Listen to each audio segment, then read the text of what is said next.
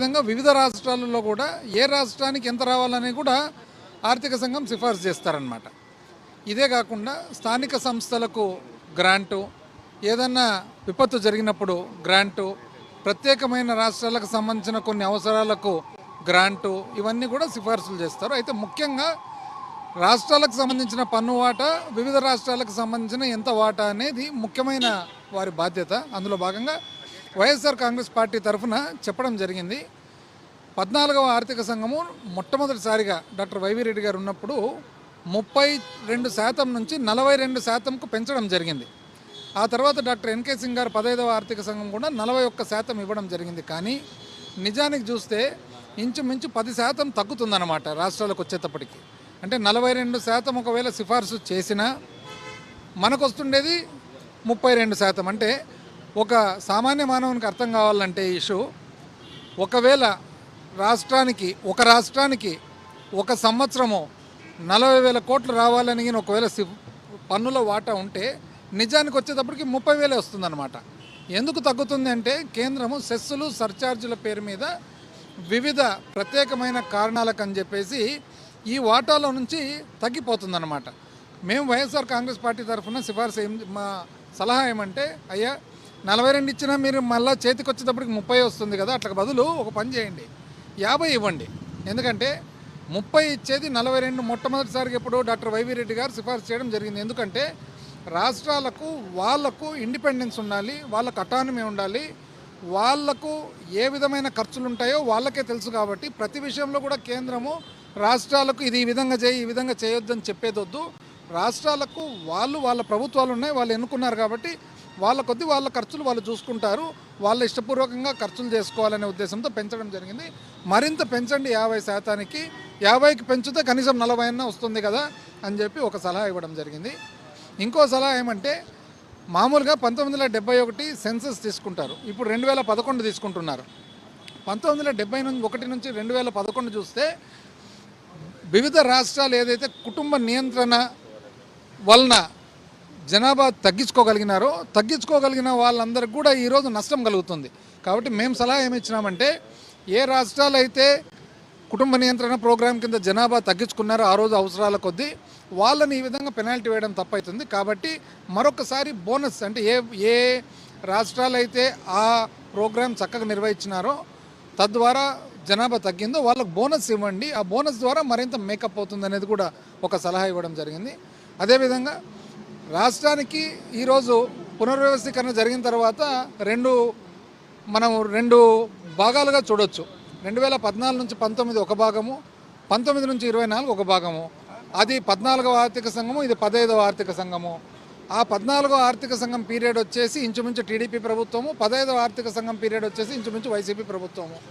వీటిలో నిజంగా చూసినట్లయితే 14 నుంచి 19 పీరియడ్ ఏదైతే ఉందో, వాస్తవానికి నిజం చెప్పాలంటే గత 2-3 సంవత్సరాలుగా ఊరికే వివిధ మీడియా సంస్థలు అన్ని అసత్యాలు ప్రచురించి చేయడం జరిగింది. కానీ ఏ ఫిగర్ చూసినా కూడా, ఆర్బీఐ ఫిగర్ చూసినా, సిఏజీ ఫిగర్ చూసినా, లేదా మాస్పీ ఫిగర్ చూసినా కూడా 14 నుంచి 19లో అప్పు శాతం ఎక్కువ, అప్పు చేసిండేది ఎక్కువ శాతము. 19 నుంచి 24 కోవిడ్ ఉండి కూడా అప్పు శాతం తక్కువ. ఇది చెప్తుండేది నేను చెప్తున్నాను కాదు, ఇంకోరు చెప్తున్నాను కాదు, ఇది ఆర్బీఐ చెప్తుంది, సిఏజీ చెప్తుంది, మాస్పీ చెప్తుంది, వివిధ కేంద్ర ప్రభుత్వానికి సంబంధించిన ఇండిపెండెంట్ సంస్థలు చెప్తున్నాయి. అందుకనే 14 లక్షల కోట్లను ఒక రోజు, 13 లక్షల కోట్లను ఒక రోజు, 11 లక్షల కోట్లను ఒక రోజు, మట్కా నంబర్లు కదా, నోటికి ఏది వస్తే అది చెప్పినట్లు చెప్పుకుంటూ ప్రజలందరినీ కూడా తప్పుదోవ పట్టించి, ఇది చాలా తప్పు. వాస్తవానికి అసెంబ్లీలో ఈరోజు ఎంత అని చెప్పి వాళ్ళే చెప్తున్నారు ఎంత అప్పు ఉందనేది. కాబట్టి మేము వాస్తవాలన్నీ ముందర చెప్పడం జరిగింది. ఏ పరిస్థితుల్లో నిజాలంటే ఏమి, నిజాలు ఎక్కడి నుంచి చెప్తున్నాము, కేంద్ర ప్రభుత్వానికి సంబంధించిన ఆర్గనైజేషన్స్ నుంచి వచ్చిన ఫిగర్స్ చెప్తున్నాం. కాబట్టి చదువుకున్న వాళ్ళందరూ కూడా ఈ రాష్ట్రంలో దయచేసి మీరు నిజాలేమో కనుక్కోండి. ఊరికి అసత్యాలు ప్రచురించినంత మాట్లాడినా అది మీరు నమ్మొద్దండి.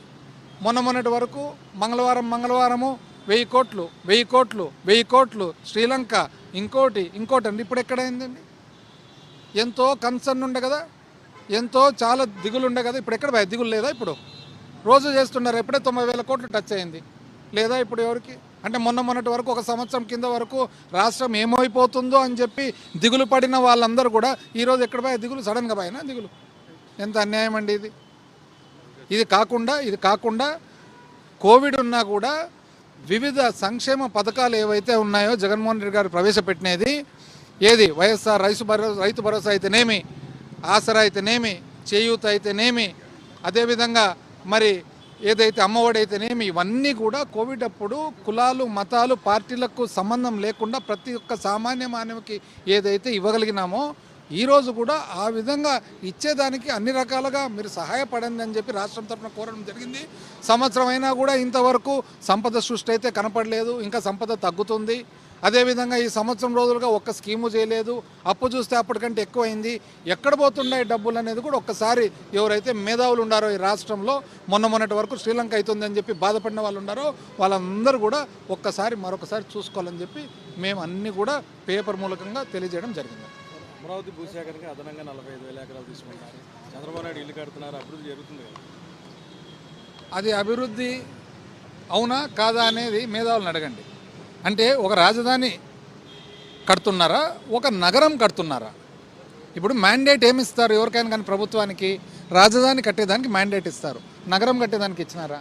5 ఎకరాలు ఇల్లు కూడా కడతారు. అది ఉండని 5 ఎకరాల్లో కట్టుకోవచ్చు, 10 ఎకరాల్లో కట్టుకోవచ్చు, ఎకరాతో కట్టుకోవచ్చు, అది వేరే విషయం. ప్రభుత్వానికి 5 సంవత్సరాలు కాలపరిమితి ఉంటుంది. ఎన్నికైన తర్వాత అన్నీ బాగుంటే 5 సంవత్సరాల లోపల మ్యాండేటు రాజధాని కట్టాలనే, నగరం కట్టాలనే. అది మేధావులందరూ ఒకసారి ఆలోచన చేయాలి. నంబర్ 1. నంబర్ 2, మన శక్తి ఎంత? అన్ని బ్రహ్మాండంగా కడితే సంతోషమే కదా, అందరికి సంతోషమే, ఎవరు వద్దంటారండి? ఇప్పుడు మన దగ్గర ఒక మోటార్ సైకిల్ కొనేదానికి స్తోమత ఉన్నప్పుడు, ఒక కారు కొనేదానికి స్తోమత ఉన్నప్పుడు ఏరోప్లేన్ కొంటాము అంటే కొనొచ్చునేమో, చెప్పలేము. దానికి కంతులు ఎవరు కట్టాలా? సంతోషమే. మీరందరూ ఇప్పుడు ఏరోప్లేన్లో తిరిగితే మాకేమైనా బాధనా? తిరగాలనే ఉంటుంది, కానీ దాని స్తోమత కావద్దా? ఇవన్నీ చూసుకోవాలనే మనం చెప్తా ఉండేది. మన రాష్ట్రం ఏమి, మన పరిస్థితి ఏమి, మా పార్టీ తరఫున మాత్రం పేదవాని బ్రతుకు తెరువు, పేదవాని సంక్షేమము ప్రధానం గవర్నెన్స్లో అనేది మా సిద్ధాంతం. ఇది రాజశేఖర రెడ్డి గారిది అదే సిద్ధాంతమే, జగన్మోహన్ రెడ్డి గారిది అదే సిద్ధాంతమే, మా అందరిది కూడా అదే సిద్ధాంతమే. సామాన్య మానవుడిని బ్రతుకు తెరువు మాకు ఇంపార్టెంట్.